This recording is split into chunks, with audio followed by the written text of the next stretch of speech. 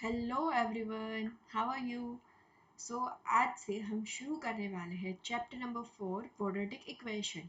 इससे पहले हमने ऑलरेडी चैप्टर नंबर 2 भी कंप्लीट कर लिया है। जिसने नहीं देखा है वो देख सकते हैं। चैप्टर नंबर 2 के हमारे 3 पार्ट्स आए हैं और अब शुरू करते हैं चैप्टर नंबर 4। तो चैप्टर शुरू करने से पहले आपको क्वाड्रेटिक इक्वेशन क्या है वो जानना ज़रूरी है। ठीक है, तो क्वाड्रेटिक इक्वेशन का मतलब ये है कि ऐसा इक्वेशन जिसकी डिग्री 2 हो। ठीक है, फॉर एग्जांपल मैं इसका जनरल फॉर्म ही लिख देती हूँ आपको। जनरल फॉर्म क्या है इस इक्वेशन का? a² plus bx plus c is equal to 0। ठीक है, जहाँ पे a not equal to 0, b और c कोई भी हो सकते हैं लेकिन a 0 नहीं होना चाहिए, क्योंकि a 0 होगा तो ये लीनियर इक्वेशन कहलाएगा। ठीक है, आई होप ये आपको क्लियर होगा। अब हम शुरू करते हैं हमारा एग्जाम्पल 1। तो एग्जाम्पल 1 आपको दिया है, represent the following situations mathematically.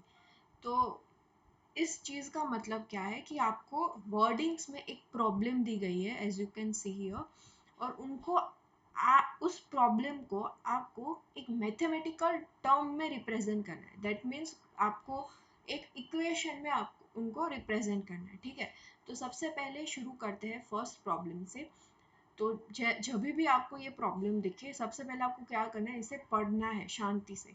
तो हम सबसे पहले इसे पढ़ेंगे। John and Jeevanti together have 45 marbles.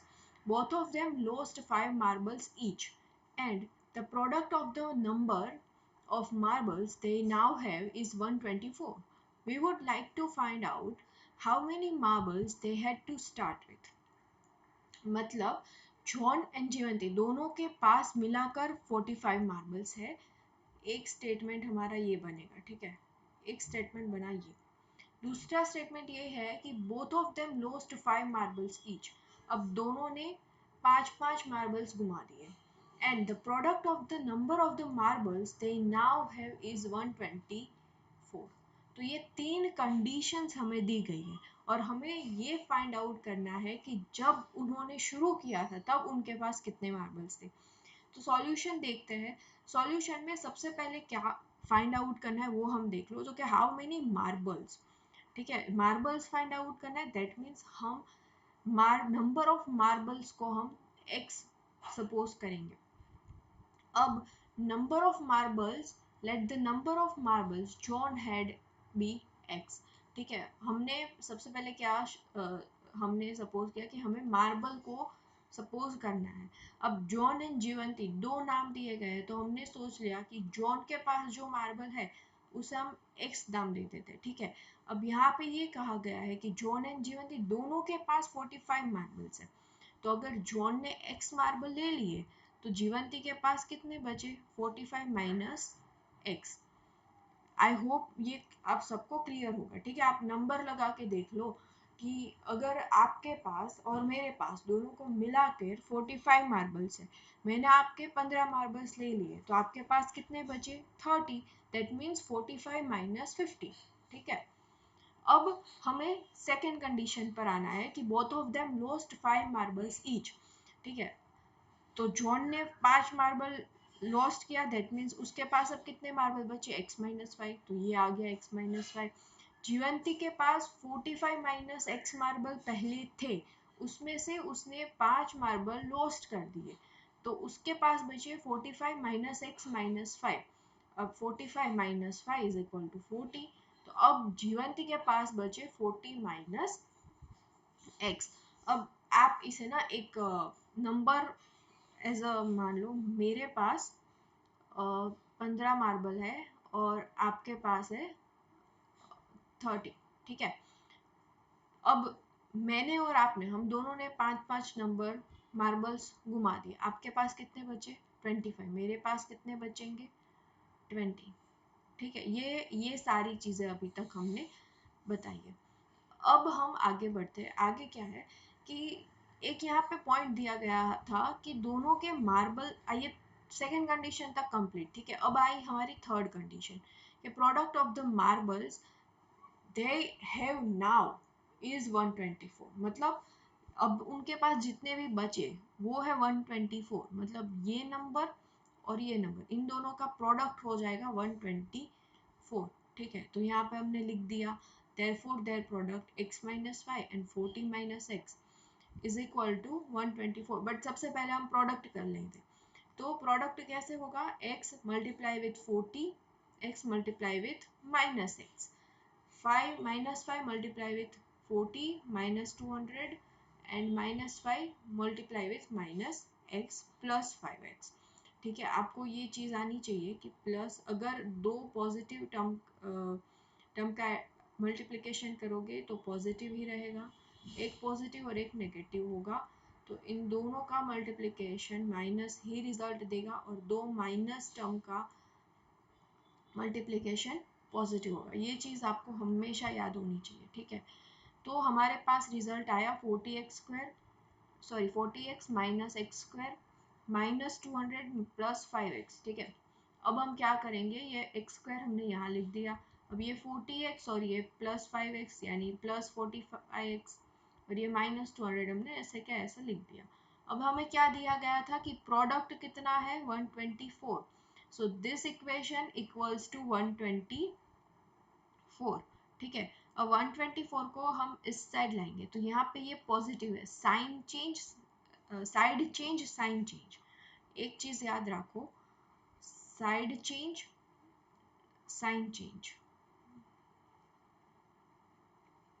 That means यहाँ पे पॉजिटिव है तो ये इस साइड आएगा तो नेगेटिव हो जाएगा, यहाँ पे नेगेटिव होगा इस साइड आएगा तो पॉजिटिव हो जाएगा, यहाँ पे मल्टीप्लिकेशन होगा इक्वेशन इस साइड आएगा इक्वल के तो डिवाइड बाय हो जाएगा, यहाँ पे डिवीजन में होगा तो यहाँ पे मल्टीप्लिकेशन में आ जाएगा। ठीक है, तो ये एक याद रखो, साइड चेंज साइन चेंज। अब 124 को हमने इस साइड लाया, वो बन गया -200 -124, तो माइनस माइनस क्या होता है प्लस, तो इन दोनों का क्या होगा एडिशन, बट साइन के बड़े नंबर क्या आते हैं, दैट मीन्स -200 की साइन आएगी, तो एडिशन हो गया -324। ठीक है, ये आ गया -324। अब हम क्या करेंगे, जनरली यहाँ से ही आपका काम खत्म हो जाता है, लेकिन ये माइनस एक्स कर ना वो थोड़ा हमें अच्छा नहीं लग रहा है। हम क्या करेंगे, इक्वेशन को माइनस से मल्टीप्लाई कर देंगे, यानी कि जो माइनस है वो प्लस हो जाएगा, जो प्लस है वो माइनस हो जाएगा। तो ये हो गया माइनस था प्लस हो गया, यहाँ पे प्लस था माइनस हो गया, माइनस था यहाँ पे प्लस हो गया, तो ये फाइनल हमारा इक्वेशन बन गया। Therefore, the number of marbles John had satisfied the quadratic equation। ठीक है, तो जॉन के पास कितने मार्बल्स होंगे वो हम इस इक्वेशन को, वो जो नंबर होगा वो इस इक्वेशन को सेटिस्फाई करता होगा। ठीक है, तो ये हमने सिचुएशन को मैथमेटिकली रिप्रेजेंट कर दिया है। अब मान लो कि यहाँ से आपको कोई भी x मिला, ठीक है, तो इसके बेसिस पे आप 45 माइनस एक्स कर लो तो वो आपको चाहे जीवंती के मार्बल्स भी आपको मिल जाएंगे। ठीक है, बट हमें सिर्फ इतना ही बोला था कि मैथमेटिकली रिप्रेजेंट करो, तो ये हमने कर दिया, हमारा इक्वेशन आंसर यहाँ पर आ गया। ठीक है, अब सेकंड देखते हैं, सेकंड क्या कहता है कि a cottage industry produce a certain number of toys in a day, the cost of a production of each toy in rupees was found to be 55 minus the number of toys production in a day. On a particular day, the total cost of production was rupees 750. We would like to find out the number of toys produced on that day. अब यहाँ पे क्या हमें find out करने को बोला है, number of toys, तो हम यहाँ पे हमेशा टॉयज को ही x लेंगे। ठीक है, तो पहली ये कंडीशन थी, दूसरी कंडीशन थी हमारी ये, और तीसरी कंडीशन थी ये। तो सबसे पहले हम क्या लेंगे, यहाँ पे आप देख सकते हो, late the number of toys produced on that day will be x। ठीक है, अब हमें दूसरी कंडीशन में क्या बोला था, सॉरी, हाँ, दूसरी कंडीशन में हमको क्या बोला था कि जो टॉयज है, ठीक है, उसकी कॉस्ट कितनी होगी, 55 minus the number of toys. For example अगर एक दिन में 5 टॉयज बन रहे हैं तो वो हर टॉयज की कॉस्ट क्या आएगी, 55 माइनस 5, दैट मीन्स 50। ठीक है, अगर एक दिन में 10 टॉय बन रहे हैं तो उस दिन टॉय की कॉस्ट क्या आएगी? 45। ठीक है, ये कंपनी है, कंपनी में ज़्यादा आपके पास मटेरियल होगा तो कॉस्ट डिक्रीज होती है। ठीक है, तो ये बेसिकली वो कॉन्सेप्ट यहाँ पे लगाया गया है। ठीक है, तो अगर हमने ये सपोज किया है कि उस दिन पे जो टॉयज बने थे वो एक्स थे, ठीक है, तो उस दिन की कॉस्ट कितनी होगी? 55 माइनस एक्स। ठीक है, that means therefore the cost of production of each toy that day is 55 minus x. अब हमें थर्ड कंडीशन दी गई है कि on a particular day the total cost of production was 750। ठीक है, अब मैं आपको ये बोलूँ कि मैं 4 टॉयज ला रही हूँ और मुझे पड़े हैं 200 में। ठीक है, तो पर टॉय कॉस्ट क्या होगी? तो आप डेफिनेटली क्या करोगे? 200 divide by 4 which is equals to 50। तो ये बेसिकली क्या किया आपने, ये 4 को अगर मैं यहाँ ले जाऊँ तो मुझे क्या मिलेगा? 50 इंटू 4 इज इक्वल टू 200। तो ये क्या था? नंबर ऑफ टॉयज, ये थी number of cost is equal to total cost. तो यहाँ पर भी हम सेम चीज करेंगे, ये थी हमारी टॉयज, नंबर ऑफ टॉयज, ये था कॉस्ट पर टॉय, और 750 हमने बोला है कि टोटल है, मतलब इन दोनों का मल्टीप्लिकेशन करके 750 आएगा। ठीक है, देख लो यहाँ पे एक और एग्जांपल दे देती हूँ। मैंने आपको बोला कि मैं 200 रुपये में मैं 5 बंदर लेकर आई। ठीक है, 5 मंकीज। तो मुझे एक मंकी कितने में पड़ा? तो आप बेसिकली क्या करोगे? 200 डिवाइड बाई 5। ठीक है, तो आप बोलोगे कि मैम आपको एक मंकी 40 में पड़ा। ठीक है, तो अगर मैं इसी इक्वेशन को इस तरह से भी मैं लिख सकती हूँ। तो ये क्या था? ये थी मेरी टोटल कॉस्ट, ये थी मेरी कॉस्ट पर मंकी, और ये था नंबर ऑफ मंकीज। ठीक है, तो यही चीज हमने की है, ये है नंबर ऑफ टॉयज, ये है कॉस्ट पर टॉयज, और ये है टोटल कॉस्ट। ठीक है, अब x को हम 55 से मल्टीप्लाई करेंगे, 55x, x को माइनस एक्स से मल्टीप्लाई करो, minus x square which is equal to 750। अब ये 750 को हम इस साइड लाएंगे तो साइड चेंज साइन चेंज, यहाँ पे ये पॉजिटिव है, इस साइड आएगा नेगेटिव हो जाएगा। अब यहाँ पर भी एक्स स्क्वायर की साइन नेगेटिव है तो हम क्या करेंगे? उसे पॉजिटिव करने के लिए मल्टीप्लाई कर देंगे, मल्टीप्लाई माइनस से करेंगे, दैट मीन्स ये नेगेटिव है तो पॉजिटिव, ये पॉजिटिव है तो नेगेटिव, ये नेगेटिव है तो positive. therefore the toys number of toys production that day satisfied the quadratic equation which is a required representation of the problem।